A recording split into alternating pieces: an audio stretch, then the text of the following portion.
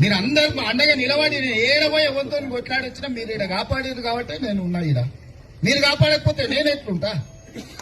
వాళ్ళకి అదే పగ, అదే భయం.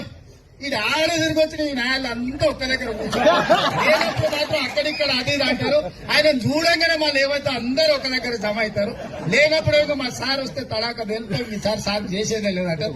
వచ్చి రాగానే అందరూ ఒక దగ్గర జమ అయ్యి అన్ని మర్చిపోయి చేస్తారని వాళ్ళకు దుఃఖం. వాళ్ళు ఉత్తప్పుడు మాట్లాడతారు కదా, పైన ఉంటాడు కదా చివరొస్తారు, ఆయన అల్లుతుంటాడు కదా అన్ని ఇట్లా.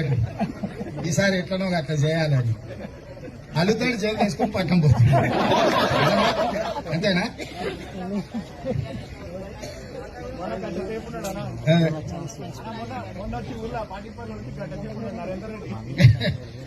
అందుకే అంటున్నా నేను అనేది ఏంటంటే వాళ్ళ బాధ భయం.